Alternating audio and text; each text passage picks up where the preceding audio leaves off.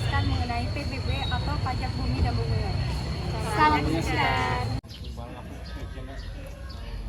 PBB adalah singkatan dari pajak bumi dan bangunan, yaitu pajak yang dikenakan atas suatu bumi atau bangunan yang muncul karena adanya kepemilikan hak, penguasaan, atau perolehan manfaat atas suatu bumi dan bangunan.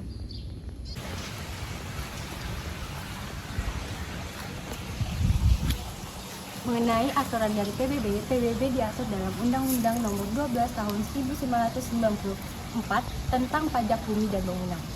PBB dikenakan terhadap pajak bumi dan bangunan yang dimiliki dan dimanfaatkan oleh orang pribadi atau badan.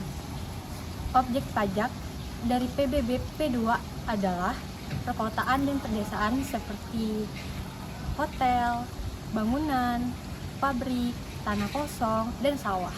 Sedangkan objek pajak PBB P3 adalah perkebunan, perhutanan, pertambangan, dan sektor lain. Tarif PBB yang dikenakan di Indonesia bervariasi tergantung kebijakan pemerintah daerah. Berdasarkan UU HKPD, tarif maksimal yang ditetapkan untuk PBB P2 adalah 0,3%. PBB masukan adalah PBB yang dikenakan atas bumi dan bangunan dan dijadikan dan dimanfaatkan oleh orang dan badan. Sedangkan PBB pengeluaran adalah PBB yang dikenakan atas bumi dan bangunan dan dijual oleh pribadi atau badan. Tidak semua barang dan jasa dikenakan PBB. Terdapat objek pajak yang tidak dikenakan PBB, seperti objek pajak yang semata-mata digunakan untuk kepentingan umum, seperti ibadah, sosial, kesehatan, pendidikan, dan kebudayaan nasional yang tidak memiliki peroleh keuntungan. Assalamualaikum warahmatullahi wabarakatuh. Baiklah, saya di sini Rian Anggara Putra ingin menjelaskan cara menghitung pajak bumi dan bangunan atau PBB. Oke, baiklah. Sebelum kita menghitung PBB-nya, kita harus mengetahui tarif PBB itu tersendiri. Tarif PBB itu sebesar 0,5%.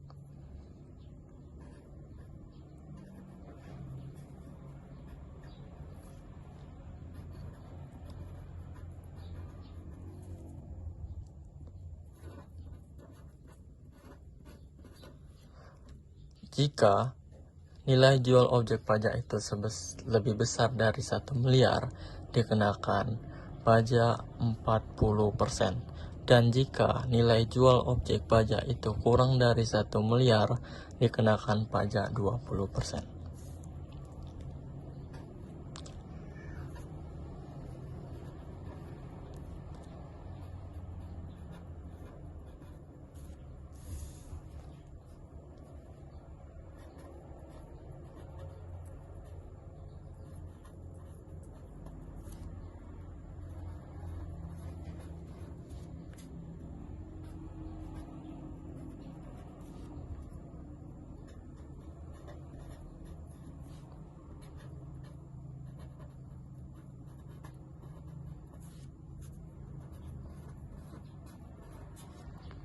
Baiklah, kita sudah mengetahui tarif-tarif pajak itu. Kita masuk ke perhitungan PBB.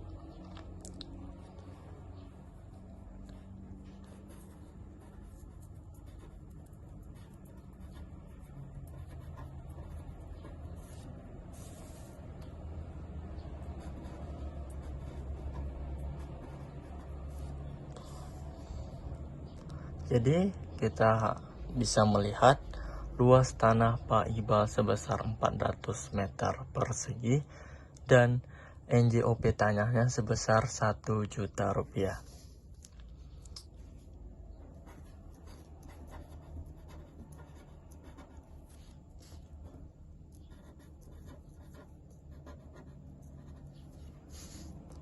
Kita kalikan 1 juta rupiah.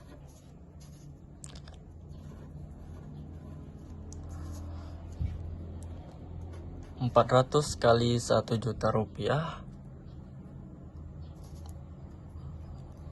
adalah 400 juta rupiah. Oke, kita mencari perhitungan bangunannya sebesar 150 meter persegi. Luas bangunan sebesar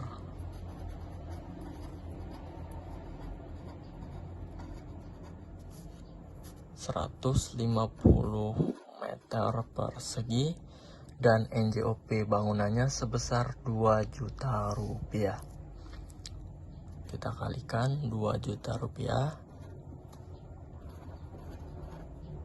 150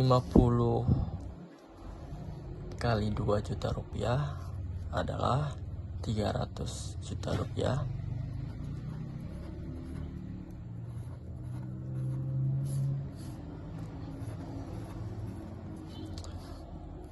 Untuk mendapatkan NJOP tanahnya, kita tambah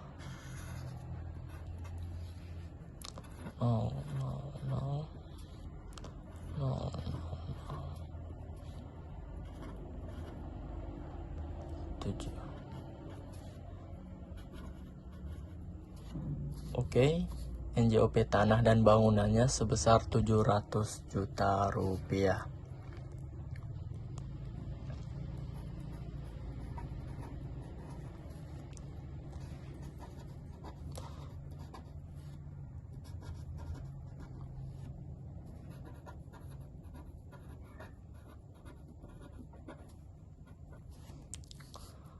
NJOP tanah Pak Iqbal sebesar 700 juta rupiah.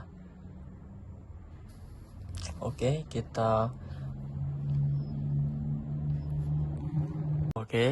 sudah mendapatkan NJOP tanah dan bangunan Pak Iqbal sebesar 700 juta rupiah. Dan kita bisa lihat NJOP TKP Pak Iqbal sebesar 12 juta rupiah.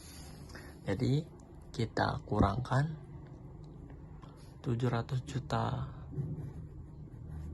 dikurangkan 12 juta rupiah.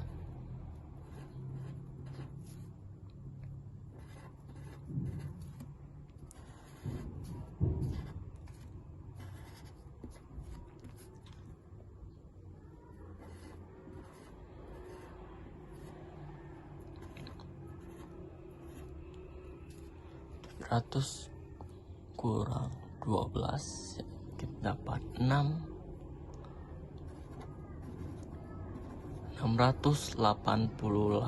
juta rupiah. Oke, kita sudah mendapatkan NJOP sebagai dasar pengenaan PBB.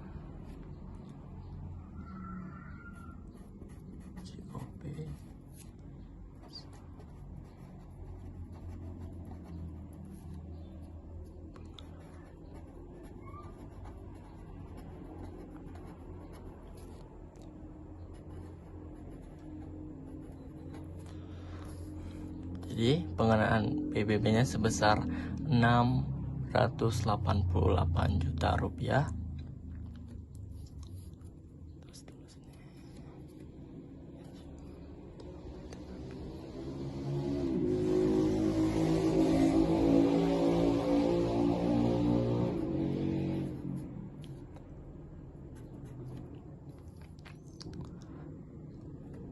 Oke, kita hitung pajak terutang Pak Iqbal.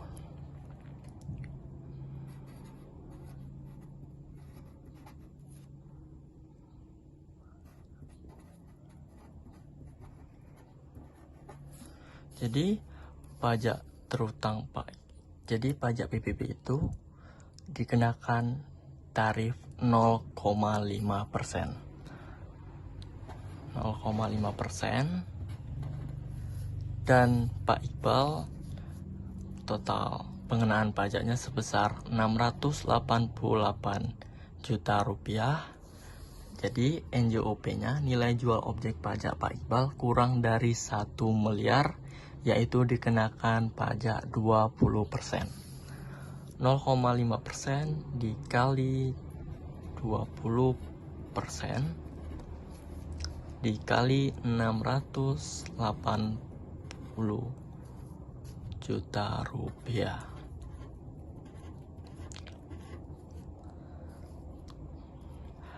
0,5% kali 20%, yaitu 001 dikali 680 juta rupiah. Nolnya 3 kita coret.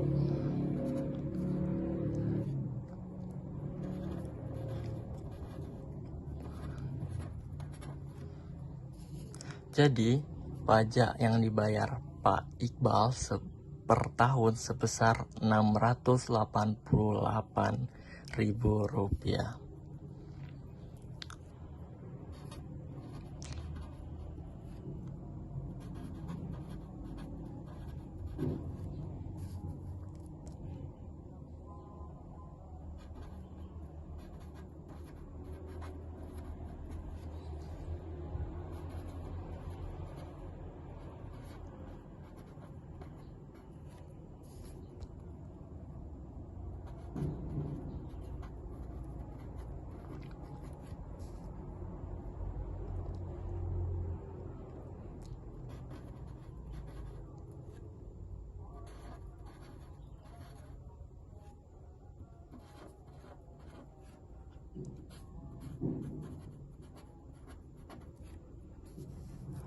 Oke, baiklah.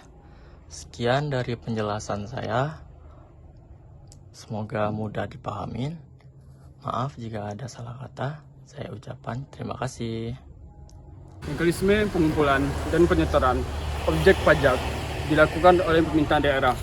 Wajib pajak harus mendaftarkan objek pajaknya ke kantor pelayanan pajak KPB atau kantor pelayanan penyuluhan dan konsultasi pepajak KP2KP yang wilayahnya kerjanya meliputi letak objek tersebut. Dengan menggunakan formulir surat pemberitahuan objek pajak SPUP tersedia gratis di KPP atau KP2 PPK setempat. Sanksi yang dikenakan jika wajib pajak tidak membayar PBB tepat waktu. Antara lain, wajib pajak dikenakan sanksi 2% per bulan mengikuti pajak PBB yang tidak dibayarkan. Wajib pajak juga dikenakan sanksi pidana dan denda sesuai dengan perundang-undangan.